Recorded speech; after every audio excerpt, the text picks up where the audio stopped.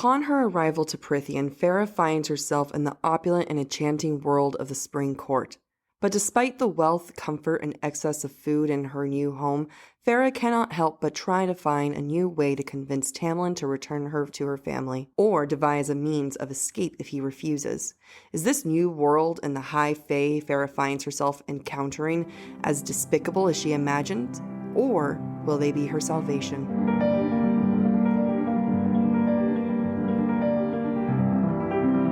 The views expressed by the hosts are entirely their own and in no way represent the thoughts or intentions of the original author. This podcast is a discussion shared to spark thought and conversation on the characters and themes of this novel. Though the hosts speak mostly within the constraints of this book, series spoilers may be discussed with or without warning. Explicit language as well as themes of sex, violence, abuse, and depression will reoccur throughout the podcast. Listener discretion is advised.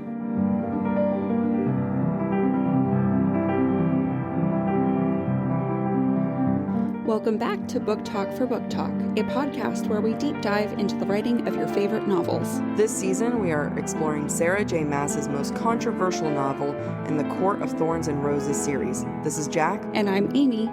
This week, we're discussing chapters 6 through 10 in A Court of Thorns and Roses. This week, the questions that we ask ourselves include, what does it mean to be jailed? The idea of a jail, jailer, or jailed. And we'll also be looking at what the power dynamics established in these chapters are. In this section, we discuss the following themes: food as symbol and metaphor for power, sex, and guilt; identity, particularly for Feyre, but also applies to various other characters in this section; and I have to acknowledge, though I don't think we're really going to discuss it, is Beauty and Beast as a trope. This story of Beauty and the Beast is something that Sarah J. Maas has explored and used as a model for her evolving relationship between Tamlin and Feyre. And I will honestly say I think it's the most superficial aspect of the book. It really is. It's the back of the cover, like the description, that gets you, you know? Yes. Yeah. Just so that you kind of have a very vague idea of what's about to happen, and then she just messes it all up. Right. And I think that's the great thing about tropes when they're used well, is that if they're used to defy your expectations, then it's used well, which I think Sarah J. Maas does. Completely. She definitely does. So I'm excited to look into what else these chapters have. Let's dive in. As we enter chapter 6 of A Court of Thorns and Roses, what's really interesting to me is the juxtaposition of everything in the Spring Court compared to the life that Feyre has left behind. As I've contemplated this, I've really wondered, okay, why is this important? Or what does it achieve? And I feel from a reader's point of view, the first time you're entering the Spring Court, you are made to feel like Feyre feels. It is a shock to the system. Oh, yeah. That there's this extreme foreignness, and kind of helps you understand why Sarah J. Maas spends at least 4 chapters in the human world, because now we have a frame of reference to compare Feyre's life to, her new life versus her old life. And we see that here in the opening of chapter 6. So some things that stood out to me is this idea of eternal spring. Feyre thinks on the Fae's ability to control seasons, and she views that with disdain. If you look specifically at page 47, she thinks, what wretched power did they possess to make their lands so different from ours, to control the seasons and weather as if they owned them? What's really ironic here, I'm going to bring this up now instead of next episode, is that in later chapters when Feyre is in the library and she sees the mural of the fairylands, she actually feels grateful to have ended up in a place where the weather is always agreeable. No, that's true. It's a very quick turnaround, and it's partially the survival instinct in her, but I think it also is going to speak to some of the indoctrination that we're going to talk about in this episode. I mean, like, just when she was coming in from her homelands where it was dead of winter, super cold, freezing her ass off, to, oh, I'm too hot. It's now warm. I don't like this. How dare you bring me such enjoyable weather? I know. I actually am aligned with her. It's probably too hot. I'm not into it. I'm not into the heat. I would rather it be winter. I think what's also important when Feyre enters this spring court is that she's overwhelmed by her senses, by light and color. These are things that she couldn't appreciate when she was in the forest, when she was back in the human lands. Also on page 47, she thinks, so much color, so much sunlight and movement and texture. I can hardly drink it in fast enough. To paint it would be useless, and I would never do it justice. That's really an ongoing theme she has throughout the entire book. Whenever she's intimidated or impressed or just kind of feels small and vulnerable, she describes something as not being able to paint it. And this is one of those times that she has where she's not willing to paint it. It's just too much. I can't do this. And she uses it with different characters, both future allies and not. It tells you a lot about where she is mentally in that moment. I agree. And something you and I discussed previously was that it kind of speaks back to her selling herself short, because she probably could paint it, but because of feelings of intimidation by whatever it is, she's unwilling to try. You know, there's an ongoing joke on TikTok that Feyre doesn't know how to paint. Oh, really? And that everyone's just really nice to her. Oh, that's cruel. Like she likes to paint, but it's just like stick figures, and everyone's like, "Oh, you're doing such a good job, Feyre." Oh, poor Feyre. I feel bad for her. Continuing on with the juxtaposition, as she nears Tamlin's estate, she thinks, I'd never seen anything like it. Even our former manor couldn't compare. Other words that Feyre uses to describe the manor include opulent, grand, elegance, and wealth. She thinks, I had never contemplated that the fairies, these feral monsters, might own estates grander than any mortal dwelling. We see this demonstrated in multiple ways. Her new bedroom is bigger than the cottage in the human world. And just the curtains in her bedroom are expensive enough that they could have fed her family for a lifetime. I mean, this is really overwhelming to have gone from being malnourished, not sure when the next time is that you're going to have food on your table, to just all this excess. I can't even imagine, for me personally, being in front of anything that wealthy. I guess I'm not surrounded by a lot of rich things. Oh. You're calling me poor? Calling me poor. You know, the other thing is we're decently well off. Yeah, for humans. Yeah. Like, we're not in a hovel. We're not in a hovel. We're very privileged. We're very blessed. Right. We're not in encampments on the street and then going into this excessive like wealth in Beverly Hills or whatever the case is. So that has to be super shocking for her. And speaking of hovel, Tamlin does in fact call her Feyre's previous home a hovel. Such a dig. It's so bad. Like it's not even like trying to be respectful. No, not at all. I'm going to bring this up later, and I think you're going to bring this up later too. Like, he's so half-assed with everything. Yes. Like, he wants to be respectful, but he's not being respectful. No, it's a hovel. It's a hovel. He's like, her life in that hovel was hell enough. Okay, thanks for being so empathetic, but also a jerk. I know. Like, how does he manage to be empathetic but also a dick at the same time? That epitomizes Tamlin. It is. Like, he tries, but it's better off not to. Yeah. I think what's also interesting here is clothing and how the elegance of the clothing that the Fae are wearing compared to Feyre. And then when she is forced to take a bath and wear new clothes against her will, talk about power dynamics. Her old clothes are frayed and fall apart when washed, which is super symbolic of her human life is no more. It is gone. She needs to move on from it. Like, you can't even try to get it back. Right. Exactly. Fashion really does play such a big role in this book. And it's interesting that Feyre as a character, she really views men through fashion. And she talks about women's fashion a little bit, but really the men in this book, Lucien, Tamlin, Rhys eventually, when we're introduced to him, they're all described and get a very intense personality description based off of how she views this. So to start off with this is that page 50, unlike the elegance of his mask, the dark green tunic that he wore, he being Tamlin, wore was rather plain, accented only with a leather baldric across his broad chest. It was more for fighting than style, even though he bore no weapons I could detect, not just one of the High Fae, a warrior too. So she's calling Tamlin a warrior right off the bat. And I kind of be like, Feyre, darling, you're missing something here. He has no weapons. And that just speaks volumes as to who Tamlin is that he is a warrior with no weapons. He is a beast without claws. He does not have what it takes to actually be a warrior because he's not a warrior. He's been fronting this entire time. And just be prepared. There's going to be a lot of Tamlin hate on this episode. Yeah, sorry for the folks that love Tamlin. I don't think there's anyone. He's the Jake Gyllenhaal of of the Swifties. Of the series, yeah.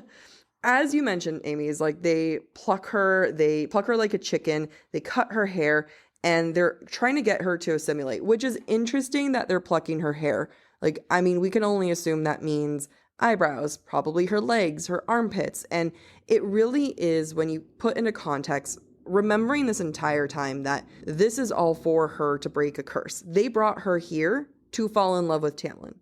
So in order for her to fall in love with Tamlin, they must dress her and prepare her and make her look presentable and feminine for Tamlin, even though she's the one who's supposed to fall in love with him. But okay. Ultimately, what they're trying to do is they're forcing the feminine onto her. They have the idea of what she should look like, and it's not what she wants. She says that I hadn't worn a dress in years and I wasn't about to start, not when escape was my main priority. I wouldn't be able to move in a gown. So for her, the feminine, the dress, that means safety. That means comfort. It means leisure, not having to worry about survival. And they haven't earned that yet. She's scared. She's terrified. She wants to wear pants. You know, it's interesting you bring up the plucking like a chicken from the perspective of assimilation, because for me, when I read that section, I looked at it from the standpoint of, oh, Feyre is prey. She is the thing to be captured, which we're going to see throughout the novel. She goes on to say, and then they plucked me until I felt like a chicken being prepared for dinner. For all I knew, I might very well be their next meal. This is like the beauty of like looking at something through a Marxist lens versus a feminist lens, right? Like, so you're looking at it through the Marxist lens. So what you're seeing is power. She is prey. There's not a great dynamic here. There's not a good balance. And then, but when I look at it, I'm looking at it as, which we'll go into it later. Food is very much equivalent to sex here. And if she's their next meal, she's his next target sexually. See, and I see food as a power thing, as power dynamics again. I love when you can view something with two different lenses. That's always like a sign of good writing. Yes, I agree. Continuing the idea of Feyre as prey or as food, I think it highlights her weakness as a human. When she enters the manor, when she follows Alice into the manor to go towards her bedroom, she observes the manor, and shining, spotless halls swallowed me up. Again, goes back to this idea of her smallness and her lack of power in this new environment. She also is very aware of this, though. As she's observing her new surroundings and reflects on her first encounter with the High Fae, she thinks, the few stories I'd heard had been wrong. Yes, I was still prey, still born weak and useless compared to them, but this place was peaceful, calm. Unless that was an illusion too, a trick to set me at ease before they destroyed me. The High Fae liked to play with their food. So she's very cognizant of her situation and that she, at any turn, could be eaten alive, which to me speaks to her natural survival instinct and hunter instinct, because she's like, okay, how am I going to stay alive even though I am the prey here? Yeah, or even that, like, this is nice. Like, this is actually comforting. I like being clean. I like wearing clean clothes. This is a calming place, and not being immediately lured into that sense of comfort there. Not being lured into that sense of comfort, and the fact that she is in such a nice place and it's so pretty, and really it's a pretty prison. And Tamlin says specifically to her on page 51, I'm not your jailer. He tells her constantly that she doesn't have to stay there. She can leave at any moment. You can go anywhere to Prythian. Except if you go anywhere, you're probably going to die. No one's going to treat you as nicely as me. Oh, and by the way, if you go back to your family, I will stop feeding them and taking care of them. But like, you can totally go, up to you. So it's interesting that he calls himself not being her jailer. And she even says on the same page, she calls him my captor, savior, whatever he is.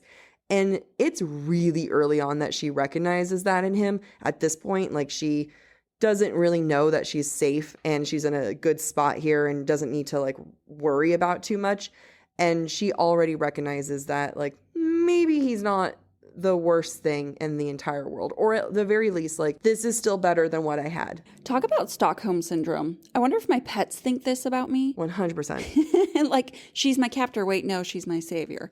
And it's actually quite frightening how he holds just basic food and security over her head and her family's security over her head. But she's still willing to think of him as her savior. Everything about him is flexing his power over her.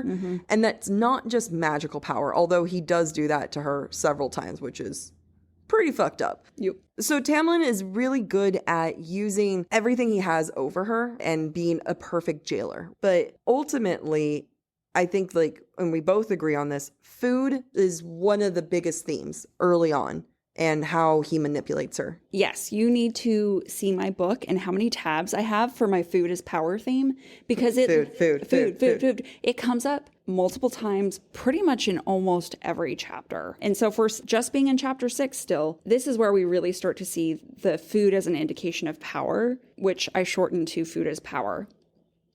As Feyre enters the Spring Court, she contemplates running, but she recognizes that she is weak and without power, and this is illustrated in her thought, only a fool would run with no food and no strength, which is right. I mean, it's true. Food is a basic need for survival, and so she, being without food, is without the ability to survive. So she has to choose to stay and at least eat something before she can contemplate escaping. Because we're going to see food really early on in her arrival to Spring Court, is that we learn that at a young age, she was taught she cannot eat fairy food, otherwise she will be enslaved.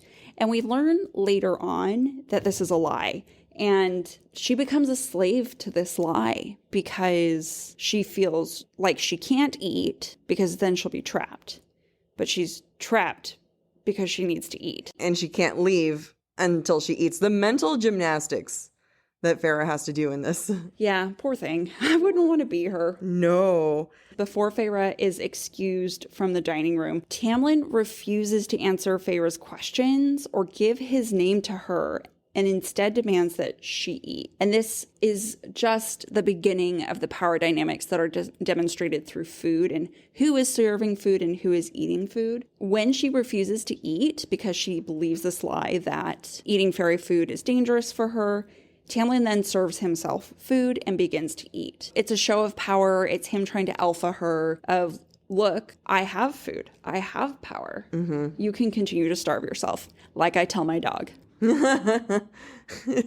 know, and it's not lost on anyone that Feyre is choosing to not eat. Even Lucien remarks on it. Their first impression of her is that she's choosing not to eat, right? But what they see is that what they don't see is that she's starving. And rather than saying, like, oh, here's this frightened girl who's here and is, like, clearly starving, we have one of our new characters, Lucien, who describes her as scrawny. And that description makes her angry. And this is, like, kind of the first time that she's more offended by her description about herself. And she doesn't like being called scrawny. It encompasses so much. It's the lack of being able to be fed. Being able to be fed means, you know, having your feminine body come out and embracing that side and being comfortable. And it's just more of him throwing it in her face. I think it also offends her so much because it indicates to her a lack of success in providing for herself. Oh, yeah. Right? Because she's scrawny because it's hard to come across food and she's the only food provider in her family. And so to say she's scrawny is to imply that she's been unsuccessful, whereas she has done the best that she could with what she's been given. And she knows that her family will starve without her. So true. It's so just true. A very interesting reaction. I love that. It's a very layered reaction. It really is. I love that. Do you feel like everyone is in on manipulating Feyre, or are they just as big as assholes as Tamlin? And I'll explain this a little bit more. Lucien tells Tamlin, well, now we're stuck with that thanks to your useless mercy, and you've ruined And Tamlin cuts him off. But what he's about to say is, you've ruined the curse.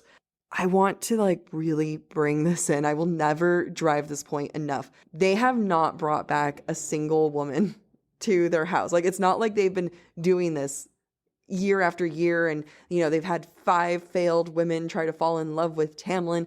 This is all they've got.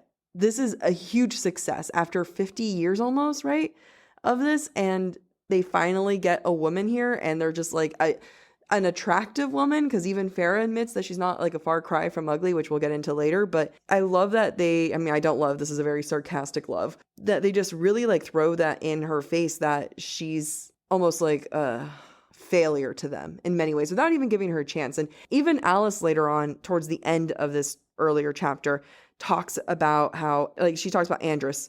He knew what he would face when he crossed the wall, and the others will understand the terms of the treaty too, even if they might resent your presence here, thanks to the mercy of our master. They're totally setting her up for a savior complex of, I'm so grateful everyone here isn't killing me. And she's worried about people killing her, but they're invested in this too. Right. They don't want to have to live under the mountain. They don't want... Or live with masks on their face forever. Right. Live with masks on their face forever. I don't think that it's intentional. I think it's an inherent belief that humans are inferior to Fae. And that is what drives them. So even though that they know they have to rely on a human, because the human is inherently weaker than them, of course they're going to be bitter about it. The Fae should be able to save themselves. Oh, true. Which is sort of like how you were saying that Feyre should have been able to save herself and not be so scrawny. Right. Exactly. Maybe Feyre is more like the Fae than we realized. Yeah, maybe she is better than the Fae. Mm-hmm. She is more Fae than the Fae. And the Fae are more human than they realize. More Fae than Fae. More Fae than Fae. So the human and the Fae are actually pretty similar in other ways, one of which is food. We're coming back to that topic. Yes. But Feyre makes it very clear that food is, the food they have here looks so similar to what I have back home. But it's so much more tasty, it's more delicious. And I find that there's this really interesting dynamic or relationship between Tamlin, Feyre, and food. And we see this in chapter 7. So despite the insistence that Feyre can serve herself, Tamlin tells Feyre that it is an honor to be served by the High Fae. On chapter 60, we see he continued piling various foods on my plate, stopping only when it was heaping with meat and sauce and bread, and then filled my glass with pale, sparkling wine. What's interesting about this and this belief that to be served by a High Fae is an honor, he's trying to compliment her, just like all of his other really half-assed compliments. So he's doing his part, I guess, in a way to try to flatter and woo her to make her fall in love with him. But instead, he's signaling that he's taking her power away by choosing what food she eats, by choosing when she eats, and instead of allowing her to serve herself, which is despicable. It's definitely giving me big, don't you know who I am energy. Yes. And to that point, he treats her like a child when they fight about Andros? I don't know. One of those two. And he questions whether she's capable of believing him when he tells her he has provided for her family. When she tries to fight him, he uses magic to restrain her and again demands that she eats, and then makes the food vanish when he thinks she's eaten too much. Such a dick. I noticed but didn't really notice the first couple times I read the book. Only when I was reviewing for this episode, I was like, oh my gosh, uber controlling. Oh, yeah. Like Poltish controlling. Which I'll talk about a little bit too. Oh. I would like to note that Feyre does not drink the wine. I thought that was interesting. What was interesting is that he offered it to her. And she didn't drink it. Yeah, but he offered it to her. It's such a big deal that she doesn't drink the wine in every other part. And then he casually offers her wine. Yes. And so true. What later on we find out what fairy wine does to her. We have like two examples. One, she gets like almost like really wasted, but like happy giggly. And another time she blacks out. It's just kind of like, which one was he going to give her? Yeah, that's an interesting thought. I'm going to choose it's going to be like the summer solstice wine because he has to make her fall in love with him. Maybe it was like Moscato, where it was like barely wine. It was like a dessert wine. Yeah, it's a dessert wine. It doesn't have any magic in it. There we go. One last note before we move on to food is sex. because that's so interesting. And I'm not saying that sarcastically. I'm genuinely saying that. We see in chapter 8, and I just want to bring it up here, that Feyre really holds back when it comes to food in front of the Fae. In Prythian, they have enough food to leave remnants on their plate. And Feyre acknowledges this, but also acknowledges that if she had been home, she would have licked the plate clean for extra nourishment. This is her attempt to control the Fae perception of her, that she's not so weak that she has to lick her plate. She's already prey and weak enough. She doesn't have to do anything else to make herself appear weak. Which is such a shame because she's so hungry. I know, poor thing. But let's move on. To more food. So again, we had this earlier and we're going to have this again where we're looking at these through different lenses. So I am looking at this through a feminist lens. So there's a lot of sex, drugs, and rock and roll on my side. And for this, it's food equals sex and then even guilt. So in many ways, and this is very common in literature and in pop culture, food equals sex. I will reference here 50 cents. Lollipop, I'll take you to the candy shop. Lick it like a lollipop. It's just a very common expression, right? Like food is sex. My milkshake brings all the boys to the yard. Look, see, it's everywhere. Yeah. It's everywhere. And Feyre compares sex with hunger for her, because when she was having sex with Isaac, it was because she was hungry. It filled a certain hunger inside of her. And sex was always a way to occupy hunger for her. So we see that here in Feyre that has already been established. So for Feyre to see so much wasted food and that level of carelessness in them, it kind of adds a level of promiscuity amongst the Fae. Which is very characteristic. And it's true. Of Fae. Oh yeah. Like they love them. They love their sex. They're bone machines. What? Okay. That was all you. That was all me.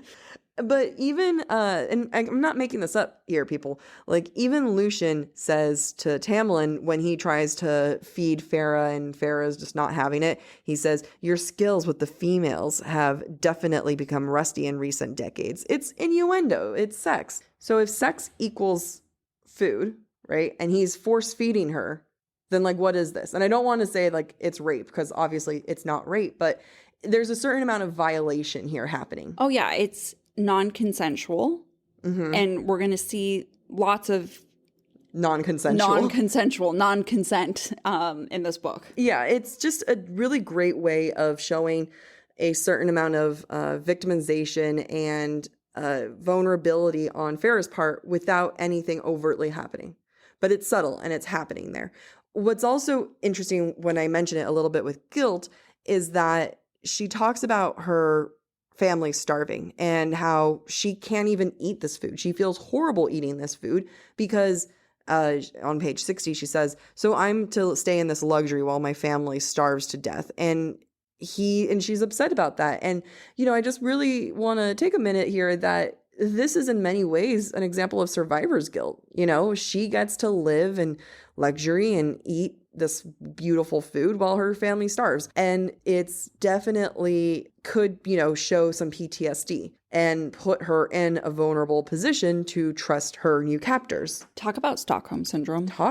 Stockholm Syndrome, which you did say earlier was like brainwashing. It is actually a thing cults do, is they manipulate food to brainwash their people. Granted, there's a lot more sugar involved and it's more intense, but it is a brainwashing tactic. Yeah, I mean, anytime you manipulate someone's basic needs for survival, they're going to do whatever they have to do to survive. Yeah. And being a willing participant in brainwashing is probably one of those things. Even though he has like this whole trope of like, I'm doing this for your own good, which is funny because like, I'm not going to lie, like 17-year-old me thought that was sexy as hell. A lot of people think that's sexy as hell. If I wasn't doing a critical analysis on it, I'd still find it. I love a good problematic dynamic. Oh, I love gray morals. I love it. Give me a protagonist male that never quite becomes good, and I am here for it, but it's problematic. Yeah, not when we're doing a critical analysis on that. So we're going back to Tamlin serving food, and I know we're harping on this, but it really speaks wonders. It really speaks to this. Volumes, thank you, on this. And she talks about like how she can serve herself, and Tamlin says it's an honor for a human to be served by a Fae. And we never hear this again. right? Like we never, in the entire series, we never hear about how great it is for a Fae to even honor a human with such prestige of being fed by a Fae. But what we do hear later when between mates, if I think it's the female or one of them like presents food to the other, then that is a sign of accepting your mate and saying, I want you to be my mate. Do you think that in Tamlin serving Feyre, A, was it intentional to mirror the mating ritual? And B, do you think that in doing this, he is acknowledging his fate as her needing to fall in love with him and subconsciously him being like, okay, love me now? I mean, I can definitely see that where she needs to fall in love with him. And I don't know if that was a conscious thing. I think that, I mean, it's like, is Tamlin even capable of being conscious? I don't know. But it's definitely reminiscent, or it'll like, you'll see it in future books when Tamlin is trying to force this mating bond or lack thereof between the two. Spoiler. I mean, everyone here has read it. It's fine. It shows like he wants it to happen so much that even at the beginning, he still wanted it to happen. But I also wonder if it's intentional on Sarah J. Maas's part, like that mirror. I hope so. It's because we never see it again. Yeah, it's true. And she's so intentional about mirroring things in this book that it wouldn't surprise me if it was intentional on her part. A lot of things she has replays in the second end of the book, or not even the second half, but like towards the end of the book. It just, it's like a retelling of everything we just saw. Yeah. But you don't realize that the first time you read it. Or the second time. Or the third time. Sometimes when you have to take a critical analysis on this. So Tamlin is also really like showing his manipulation tactic. And he also just really genuinely believes that he's her savior. He brought her there, right? Against her will, against everything. She hates killing, right? She says that she doesn't like to hunt later on. I don't know. Yeah, we haven't talked about that yet. But she talks about how she doesn't like to kill. Tamlin set her up to kill. Like, and I know that was her choice, but like, what are you going to do when you have a giant wolf in the forest, right? You're going to like sink or swim. You got to survive. He set her up to kill not just an animal, but like a Fae. That's her first kill, really, in many ways. And he never apologizes for that. Yeah, it's in the true. Entire series. It's true. After realizing how much she dislikes hunting, I didn't even think about that he never says, I'm so sorry to have put you through that. And he never says it when she does go through all the things under the mountain. He never apologizes. Oh yeah, being like, hey, I brought you here. I caused this. You could have lived your perfectly happy life, but I needed someone here. It ended up being you. Worked out great, but sorry about that. That's my bad. Yeah. Jerk. But I guess that's just a very Fae thing. It is a very Fae thing, and we're going to see a lot of differences between humans and Faes, and you could almost view them as upper class versus lower class. There's just these interesting dynamics between the two. And when I was reading this section, I wondered, why is this constant comparison so important? Is it setting us up to believe that Feyre will fail under the mountain because she is so inferior? Or are we supposed to admire her resilience because she is a weaker human? And I'm not quite sure I know the answer to that question at this point, but I wanted to go through some of the comparisons that we see here. So Lucien comments on the Fae being better looking than humans. And I want to point out that predators are always attractive and alluring, or they lure their prey. As prey, Feyre should find the Fae more attractive, which she does. Tamlin also calls Feyre insignificant. Such a great way of like trying to charm someone. Oh yeah. Baby, just call me insignificant and I'm yours. That is my kink. I have my boyfriend say that to me all the time. When she thinks about her insignificance, Feyre says, yes, I was insignificant to their lives, their power, as insignificant as the fading chipped designs I'd painted around the cottage. And it goes back to this idea of when she's intimidated, she can't paint the things in front of her.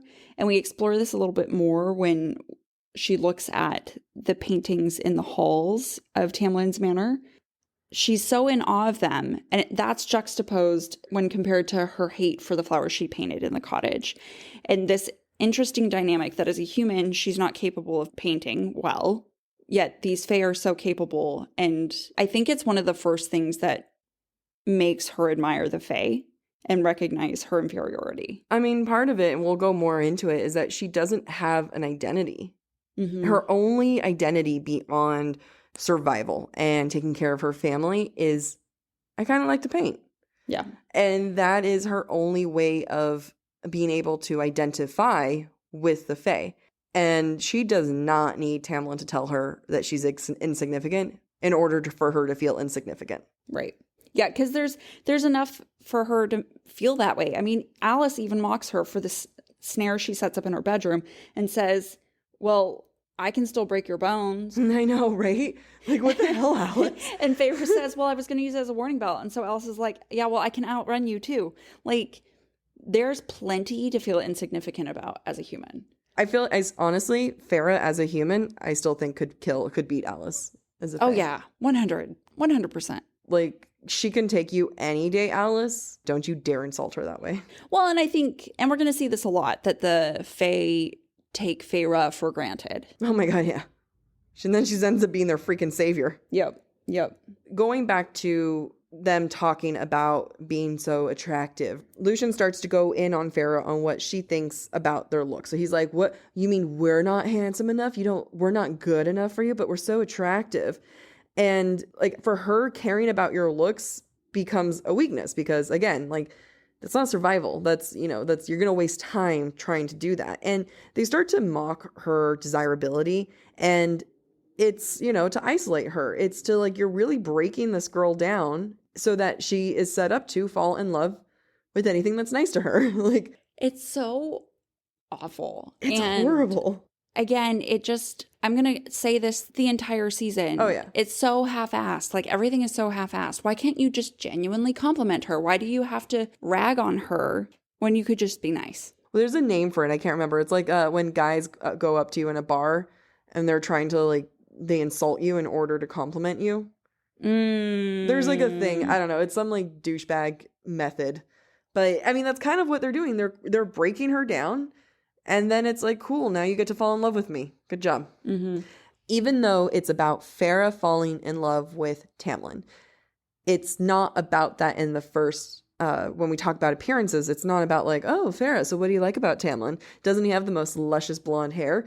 It's about, is Feyre looking good enough now? And Lucien even says, you don't look half as bad now. A relief, I suppose, since you're to live with us, though a tunic isn't as pretty as a dress. Feyre just shuts that down. It's like, no, like, I don't want a dress. And, Tamlin sees it for what it is. And he even calls it out saying, because killing us in pants would be easier, but they want her to fit the image of a woman. It's like, oh, you are supposed to fall in love with our master, so we must make you look presentable. Yeah, which, astounds me because, as we discussed, I forgot that Tamlin falling in love with Feyre was not a requirement to lift the curse, because they worked so hard on making her desirable that you would think that it had to be mutual on both their parts, and it's not. It's just about Feyre falling in love with Tamlin. And maybe they think by forcing her to look a certain way, she'll be grateful because it's a symbol of her having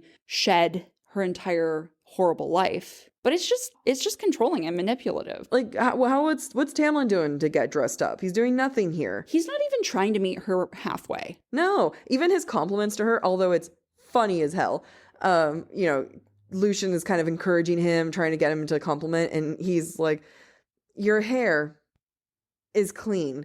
And I have to admit that for me, that is a compliment, because sometimes at work, people will say like, oh my God, you look so good today. Like, thanks, I washed my hair. Like, it does do wonders. I do that too. I do say that too. It does do wonders to have clean hair. And, Tamlin isn't interested in getting to know Feyre. And when he's forced to make the attempt even, Lucien and him are like, they're annoyed by her lack of response. So the second they try to like even somewhat ask her like, hey, do you have any interests? No. So typically human. She just got kidnapped.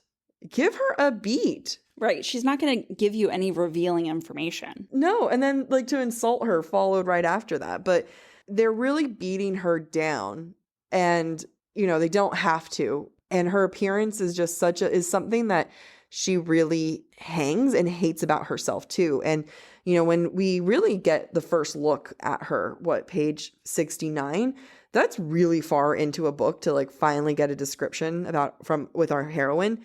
I love it because she doesn't want to look at herself. So of course we don't get her description of what she looks like. To quote that, I was a far cry from ugly, but I bore too much of the people we hated and loved for Nesta to stand it, for me to stand it too. That's because she looks like her sister and her mother. And it's something that is a point of contention for her and Nesta and for everyone, I'm sure, because they all look the same. It also establishes that Feyre doesn't feel like she has an identity at this point. She doesn't look at herself and see herself. She looks at herself and sees her sister and her mother. And it's too much, and she has to like point it away. Like she suppresses it. She pushes it away the same way that she's suppressing the one bit of identity she has, which is wanting to paint. So she still can't define herself beyond her sister and her mother. Which I find really interesting, that when she thinks about her family and whether or not they're okay, or, you know, in most any context right now, the first person she actually thinks of is Nesta, or she thinks of the family in general and then Nesta specifically, which is really interesting. And I think goes to your point of Feyre not having an identity because she's lived for others for so long. But I think also it speaks to her self-loathing, because she thinks specifically, I bore too much of the people we'd hated and loved. Not loved and hated, hated and loved. And we'd hated. Like, we all hate them. Yeah, so I think it really speaks to her sense of worth at this point in time, that she is the people she hates. Oh, yeah. And she is nothing more beyond that. That hit me hard. I felt that one. I'm sorry. Oh, God. From this point on, we're going to start to see a change in Feyre. And I think that this is reflected in Feyre's observations of the world around her. As I mentioned before, when she comes to the Spring Court, she starts to see more color and light, and she tries really, really hard to keep her hunter instincts, and that's demonstrated in setting snares in her bedroom and prioritizing food before escape.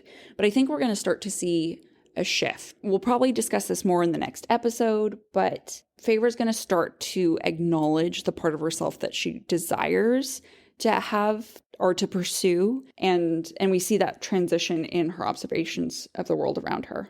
And that begins with her removing the one big thing that she has that she's been identifying herself with, and that's the promise she made her mom. This is the one thing since she was 8 years old, that she has to take care of her family.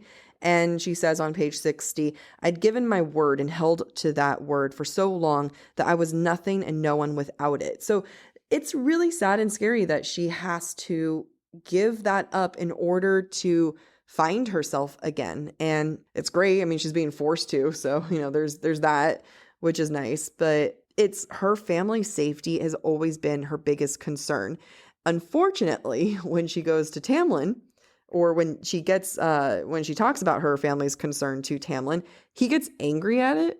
And he gets angry at her assumption that he wouldn't do anything for them, which is, I hate. Dick move. Dick move. He hasn't done anything to earn that, like to earn the credit of being assumed for the positive. On the flip side, though, is that we see Feyre, who doesn't even feel entitled to have food while her family starves. So while Tamlin is entitled to her good opinion, she's entitled to nothing. She never feels entitled to anything. Yeah, and I actually made a note to bring that up later, that there's a lot of characters in this novel who feel a sense of entitlement, but Feyre is very humble by comparison. But she's never, except for her sister, she's never outraged by other people's entitlement. No, you're right. She's not outraged by people's entitlement. It's almost like she has like a total blinders to it. I think she's just accepted that that's how others are. Yeah, there's a certain amount of humility for her to have in order to not be ruffled by other people like that. I love it. That's a good point. But despite all this, Feyre still has a very early on establishing thought of Tamlin. And she says, I suppose that if he's invited me to live here to spare my life, he couldn't be completely wicked. And like you said, like she doesn't hold other people's entitlements against them. She's still kind of giving him a chance. And, you know, she's being rational enough to say like, all right, well, they haven't murdered me. Like there's that. Yeah, they're bullying me, but at least I get to eat some food. I'm not being forced to do anything. Yeah, I think she's just trying to make the best of what she's given, which we've seen her do throughout her life. Like, this is the situation, so how do I grin and bear it at this point? But what makes this thought, right, this one sentence so important is that later on, like she doesn't know about this promise, or not promise, the curse, right? She doesn't know what was supposed to happen, what Tamlin was supposed to do. In her mind, she randomly killed a fairy, and he was grateful enough to take her in. So once she discovers the truth, she doesn't overtly think this. She doesn't think like, damn it, Tamlin, you lied to me. Her thoughts and her opinion of him start to go downhill real fast. Yeah, and I'm so excited to explore that in the future. I can't wait to talk about how he's such a downhill person. Because we haven't done any of that yet. To shift a little bit more into specifics of how different she sees herself, there's the theme of being civilized, and it's pretty consistent. And early on, it's something that Feyre and the others use to separate her from them. So remember, Nesta calls her a half-wild beast, and Feyre doesn't necessarily make it a human trait, even though, she kind of calls things like so typically human, but she really sees herself as being uncivilized. And by admiring the paintings, she starts with amongst all the fairies and stuff, she starts to identify that this new place is civilized. Still, I moved on. I couldn't deny that this place was far more civilized than I thought. And even Tamlin kind of takes a jab here a couple pages later saying, I may take an animal form, but I am civilized, Feyre. And there is a connection between, here's Tamlin, who owns all of these beautiful paintings, and paintings are just like, the epitome of being civilized. And once she starts to get more comfortable there and she starts painting, she stops talking about being civilized as much. Mm-hmm. And she doesn't look at that as much. We keep talking about the curse and everything, but that's not actually what they call it early on. They call it the blight. And I talked about this with you, Amy, before. Initially, I was kind of saying, I'm like, God, like Sarah J. Maas, like you're such a good writer, but like seriously, you're going to call it a blight? That's such a weak description of it.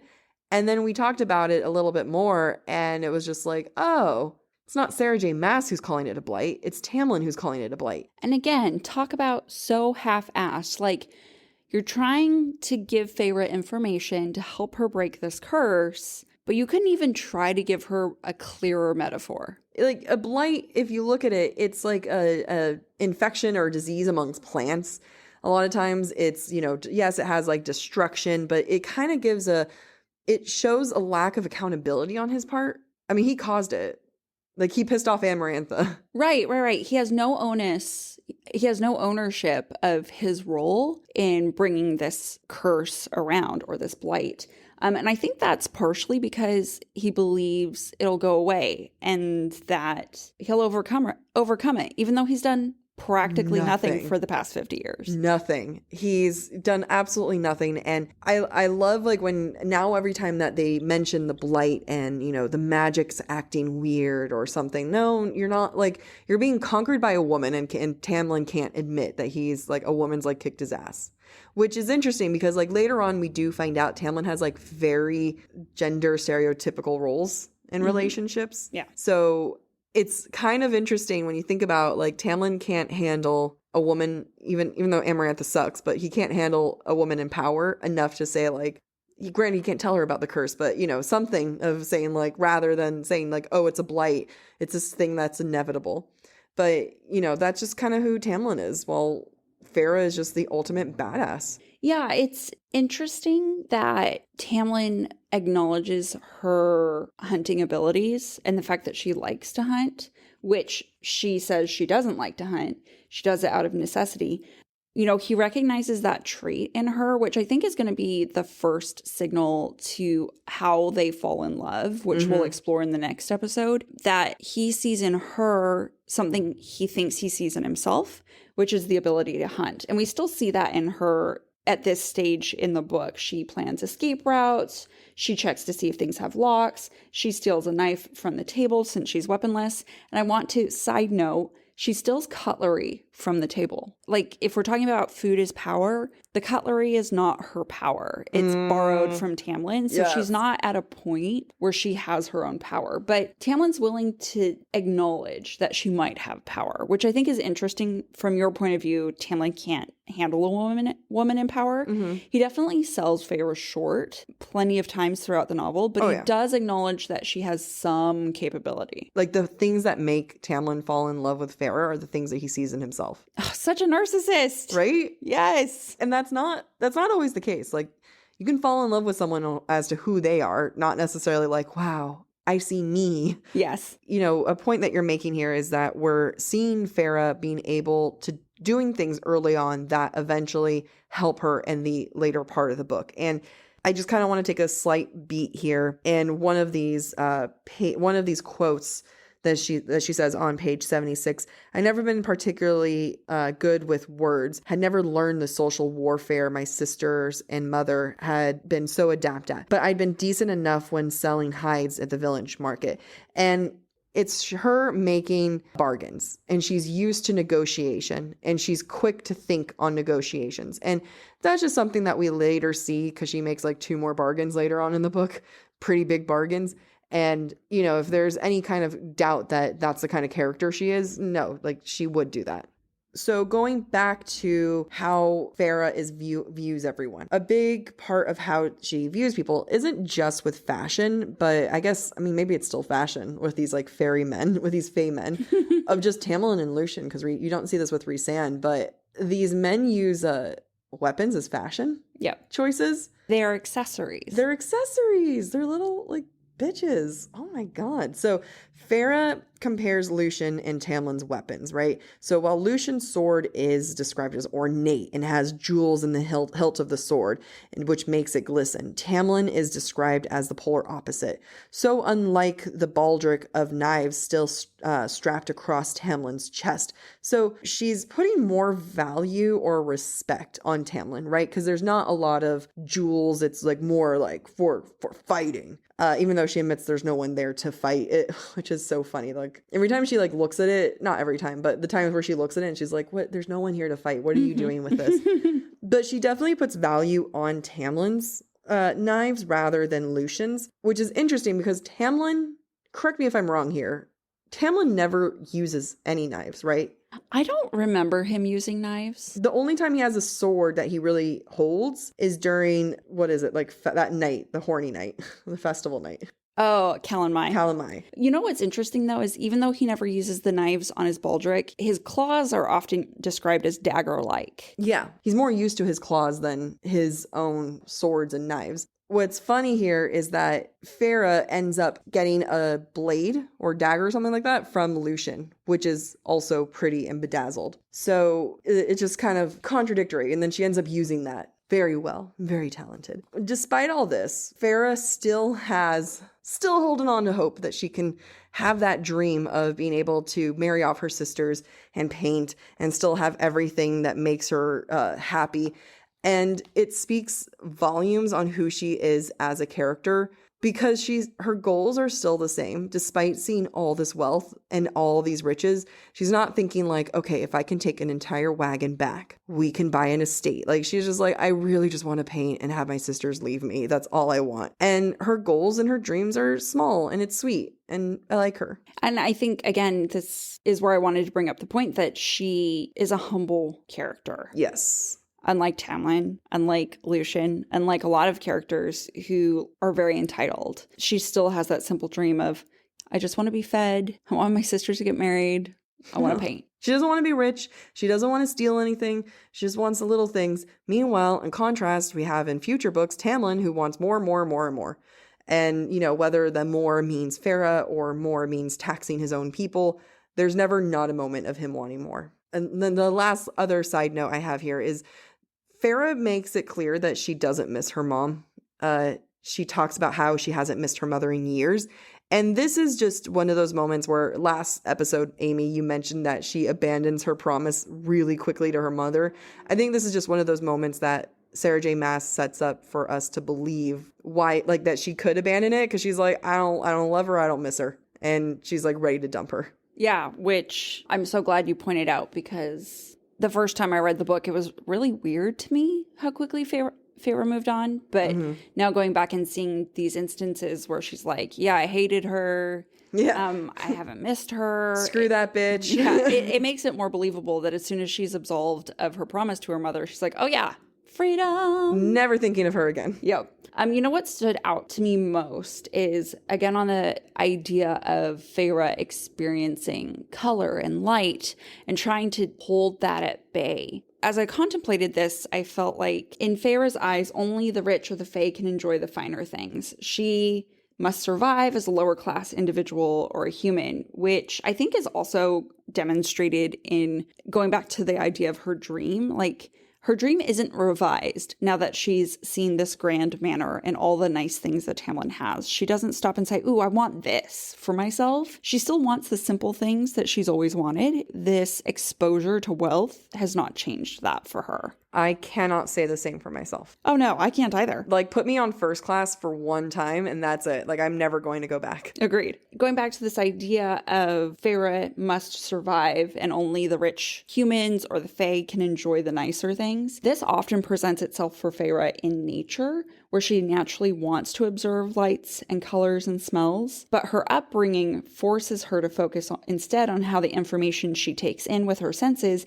can help her survive. And I think this is most demonstrated on pages 84 through 85 when she's out riding a horse with Lucien. I think they're surveying the grounds or the border or whatever the case is. Yep. Feyre thinks, the thought didn't sit well, and I shoved it away, along with the other part of me that marveled at the way the sun illuminated the leaves and the clusters of crocuses that grew like flashes of vibrant purple against the brown and green. Those were things that weren't necessary to my plans, useless details that only blocked out everything else. We passed underneath a flowering lilac, its purple cones drooping low enough to graze my cheek like cool, velvety fingers. Not useful, I told myself, although the thick brush beyond it would be a good hiding spot if I needed one.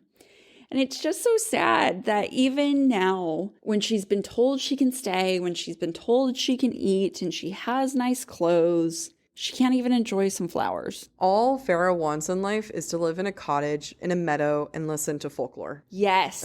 Like, she just wants to take naps, paint, and just be left alone. Yes. I've never related to her more. I agree. Speaking of never relating to her more, what is so interesting about Feyre as a character and as a female character is her ability to admit to defecation or self-defecation in scary instances, which when you're uncomfortable with someone like you and me, Jacqueline, we're willing to admit that, but we would not admit that to anybody else. We'll totally be like, I gotta go use the bathroom. Yeah. Because she's our narrator, right? She's our source of truth. Mm-hmm. And narrators, when you have it in first person, you can't believe what they say because it's like so biased. Right. She just lays it out there. She does. And I want to take a moment to say, it's a very human thing to self-defecate when you're afraid. Yeah. Also, when you give birth, women defecate.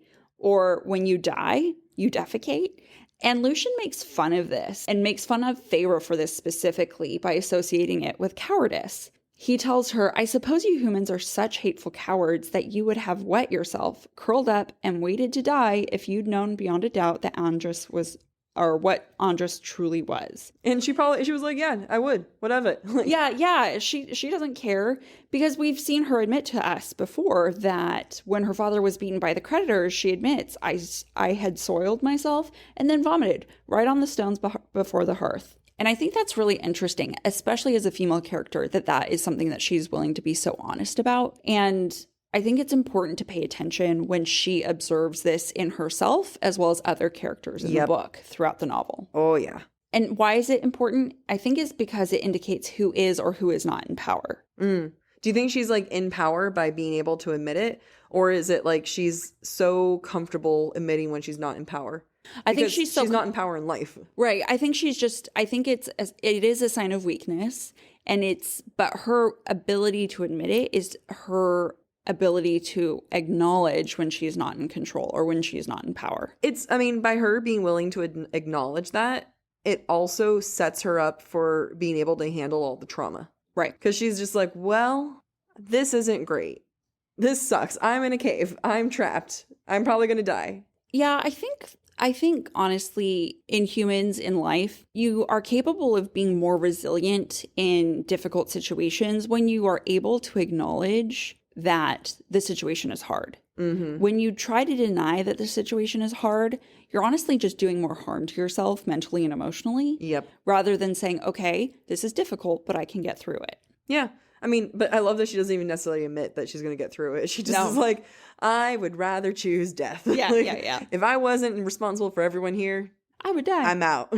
It's really Feyre's power of being able to admit that there's other people with more power, which, I mean, I think what you're referencing at this point, it's like when she's encounters the bogey for the first time, and it's a like being. No, it's not a fairy. It's like a monster that she is terrified of, and it's probably her first thing that she identifies in Prythian as big danger. Like, oh wow, this is extremely dangerous, and now Tamlin's going to go and kill it. So Tamlin leaves with the intent to go kill the bogey, and as Lucien is reflecting on the situation, Feyre secretly feasts on food. Mm-hmm. And we don't see that happen often. Most of the time she controls herself when it comes to food in front of the Fae, but here she doesn't after encountering the bogey. And, you know, does this have meaning? And to me, I think it does. I think that it is indicative of her hidden power, whether that be willpower or her resilience, because she refuses to show the Fae, and they fail to recognize in her that she has this strength. And we see that play throughout the novel. She's strong and she recognizes strength. And as much as we like to crap on Tamlin, he is very strong. He's a high lord. He's going to go out and he can go out and kill something as menacing and powerful as the bogey. At the very end of these chapters, Feyre stays up to wait for Tamlin to see if he survives. And to me, I when I read it, I'm like, and so the brainwashing begins. She's curious to see if he survives, but to stay up waiting for someone, it always kind of implies some romantic aspects to that, right? Like, oh, yeah. It's concern on some level. But of course, that's not how the chapter ends. It ends with her seeing her father, which we won't get into. Yes. Until next time. We're at the end of our chapters. As always, Sarah J. Maas is a brilliant, talented author who loves to leave breadcrumbs for us. So Hansel to my Gretel, Amy. It is breadcrumb time. Now, let's start with the curse, which we've talked a lot about this episode. In chapter 6, Lucien's first address to Feyre says, "Did you enjoy killing my friend? Did you hesitate? Or was the hatred in your heart riding you too hard to consider sparing him?" The irony here, he's giving her shit about this, but that's a condition of the curse. Yes. Like, she has to have hate in her heart when she kills him in order for the cure for the curse to be enacted. You know, that's a condition. I mean, he's kind of giving her clues to the curse. True. But he's still bitter. Yeah. Also in chapter 6, Lucien's entire conversation with Tamlin as Feyre is leaving the room is huge blinkers, warning signs, and a signal saying, "Curse here, found here." Yeah. Please insert curse. Insert curse. Also in chapter 6, Alice's advice to Feyre during their first evening together: "If you're wise, you'll keep your mouth shut and your ears open." More breadcrumbs to come. More breadcrumbs to come. That was a tongue twister, and I don't know why. Feyre's name, in a really obscure reference on page 69, she thinks, "I would have lived up to my namesake were it not for the effects of poverty, but I'd never particularly cared. Beauty didn't mean anything in the forest." Feyre is defined in English as meaning beauty or fairy. But, like, it would have been helpful if, like, it was a more common name for us to know. Right. Or that I pulled out my dictionary. Yeah, I see. It wasn't until today when I was like, I'm going to just Google Feyre, see what it means. And that's what I found. Oh, and what is that? That's a foreshadowing of Feyre becoming a fairy. Woo! Which, honestly, the second that her first syllable in her name was Fae, I was like, oh yeah, she's going to become a fairy. Like, that was obvious. Oh, you knew that right off? Oh, I knew it right off. Okay, that's funny. Right away. Meanwhile, me, when she becomes a fairy. Now, moving on, foreshadowing Tamlin and Feyre's relationship in A Court of Mist and Fury. In chapter 7, Tamlin says to Feyre, Feyre says to Tamlin, you said my time was to be spent however I wanted. I didn't realize I was under house arrest. His jaw tightened. Of course you're not under house arrest. That breadcrumb hit me the hardest when you were reading your notes to me. It was just a kick in the gut. I was like, oh God. Yeah, because, she gets locked in the house. He locks her in the house. He locks her in the house because he's a dickwad. Yep. Bargain with Rhysand. So it's interesting. In chapter 8, Feyre is thinking about her dream of marrying off her sisters and painting, and she recognizes she can't have that life unless she gets out of this bargain. And it's ironic because she exchanges this bargain with Tamlin for a bargain with Rhys. Mm-hmm. And it's just one of the small parallels we're going to see between her relationship with Tamlin and her relationship with Rhys in this novel. Then in chapter 10, speaking of Rhys, Feyre encounters the bogey and is trying to think of pleasant things to keep her from looking at the creature. Among the pleasant things she thinks of includes a starry, unclouded night sky, peaceful and glittering and endless. It's so sweet because we know what's going to happen. Because if you've read on, you know exactly what that means. And last but not least, if we go back to Alice's warning about senses betraying you, throughout the entire book, what Feyre thinks she knows is turned around, and what she feels like she understands about her own feelings will betray her. All right, so to summarize all this, we're going to come back to some of the questions that we have, some of the questions that we addressed at the top. So what does it mean to be jailed, and the idea of a jail and jailer and jailed? Well, I think that's safe to say is Feyre is jailed by her promise. Feyre is jailed by Tamlin. She's jailed by her responsibility. And, there's so many ways of looking at that. And even when she's presented with quote unquote freedom to go about Prythian, she doesn't have that freedom. The meaning of being jailed, I think, here is life in many ways for her. It's just the facts of life.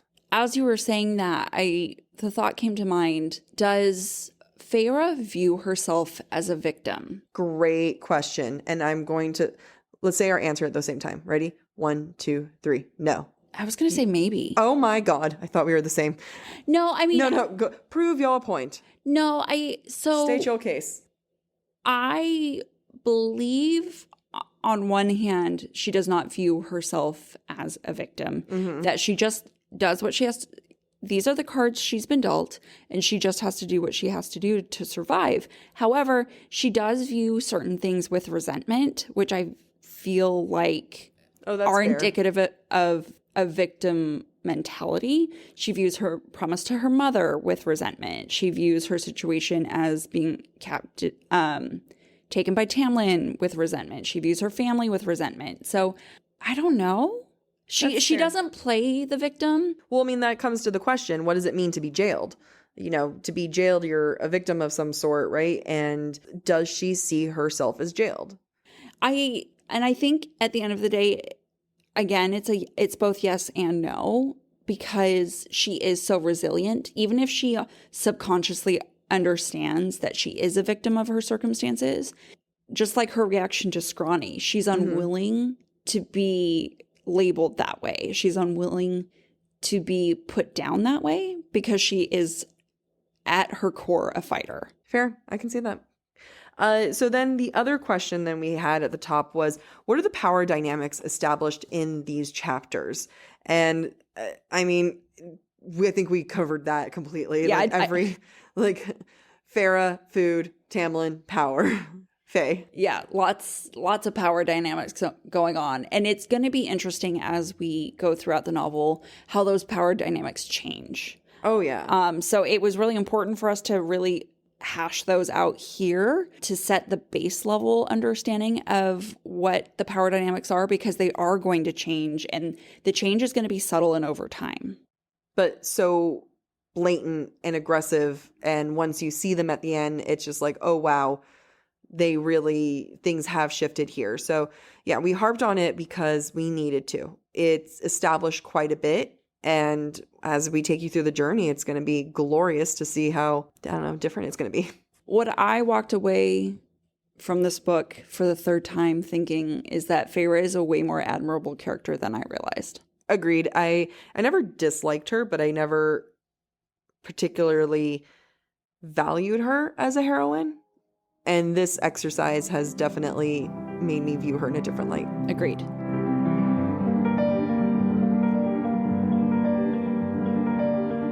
All right, thank you for listening to this week's episode of Book Talk for Book Talk. We encourage you to rate and subscribe to our show on your preferred podcast listening platform. Next week, we'll be exploring chapters 11 through 14 of A Court of Thorns and Roses. We would love to hear your thoughts based on today's conversation. You can submit your comments to our form at booktalkforbooktalk.com for a chance to have your feedback discussed during a weekly mini episode. If you are enjoying the podcast, visit our website, booktalkforbooktalk.com, to view our latest merch and to learn about supporting the show through Patreon, Ko-Fi, or Venmo. Or find us on TikTok and Instagram at the handle BookTalk for BookTalk. Bye.